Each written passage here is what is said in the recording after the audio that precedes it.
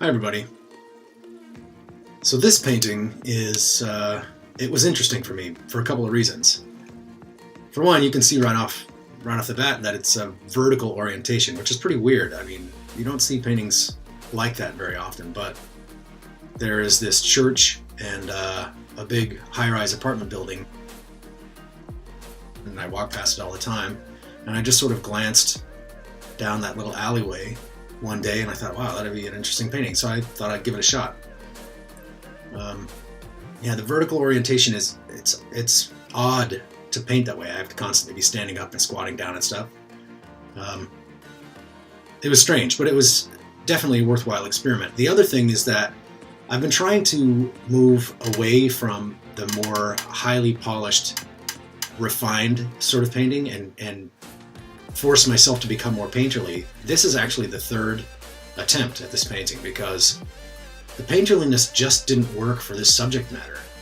I just felt like it was kind of messy and sloppy, and for such rigid, straight, geometric shapes and so much precisely horizontal and vertical lines intersecting with each other, it just didn't seem right. It didn't fit the subject matter. So after hours and hours of working on the previous incarnations of this painting, I started over again, and I'm really glad that I did because I'm happy with this painting. I like how it turned out.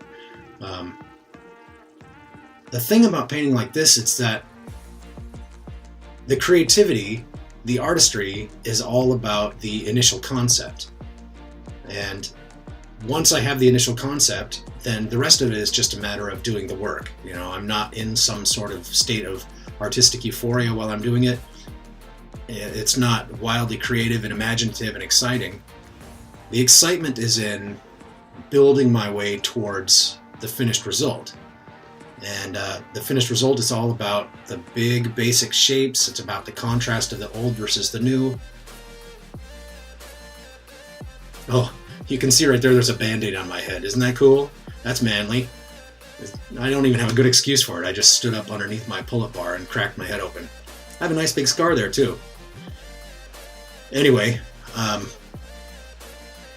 you know, I'm a fan of photorealism. Oh, yeah, I left my camera on overnight. That was stupid. I'm a fan of photorealism if it's done in the right way, but it's not really the kind of work that I feel most connected to. Like I said, I've been trying to become more painterly. I'm drawn towards I don't like the word expressive, but much more vigorous, more alive sort of brushwork.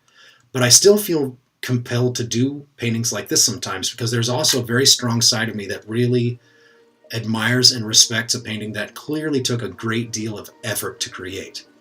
There's something to be said for stepping in front of a canvas or a piece of paper and blasting something out in, you know, half an hour, 2, 3, 5, 4, 5 hours, where it's vigorous and you have to make the most of your time and you leave evidence of your work.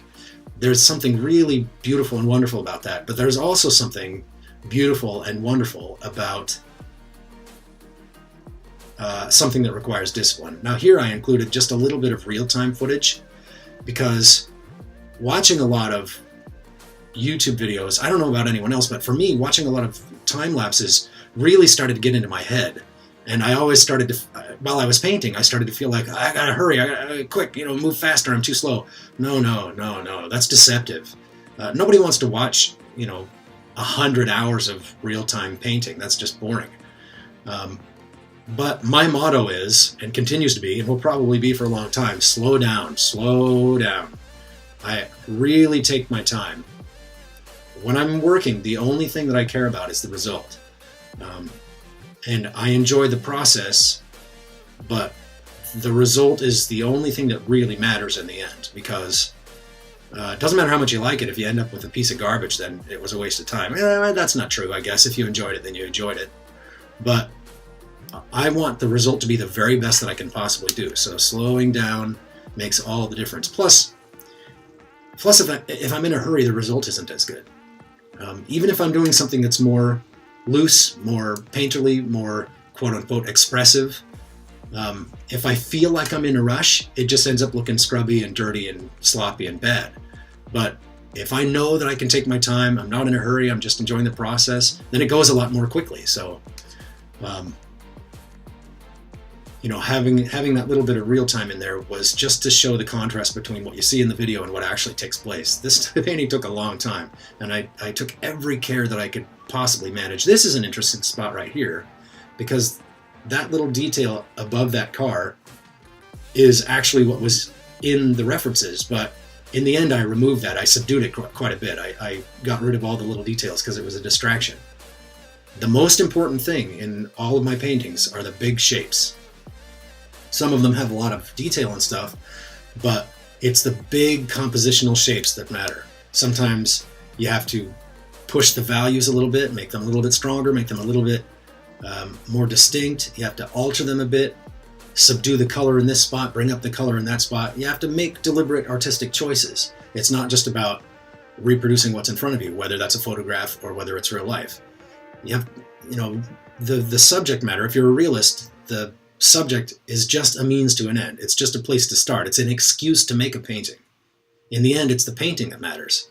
And you can change anything you want. You can turn things inside out and upside down as long as it makes the painting better. So you'll see in the end, the finished painting in whole, in its entirety, will be in a still image at the end of the video. If you squint at that image, there's a very clear, distinct pattern of of lights and darks. I couldn't say those words, that's funny.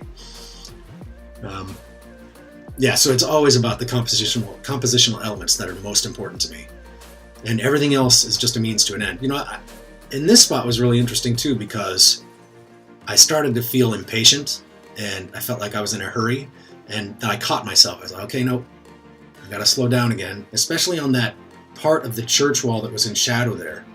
That took, 3 or 4 times as long as I thought it would, because I kept going back in to refine the edges and get the subtle color nuances and stuff. Anyway, you can see if you squint at this part, it's a very clear distinction between the lights and darks, and that's what this painting is all about. I tried this picture-in-a-picture thing so you could see the entire painting and little segment that I was working on at the moment. Plus, I took this video when I was still a bonehead and didn't realize that it's really dumb to make a video in a vertical orientation for YouTube. So I tried to make the most of my mistake.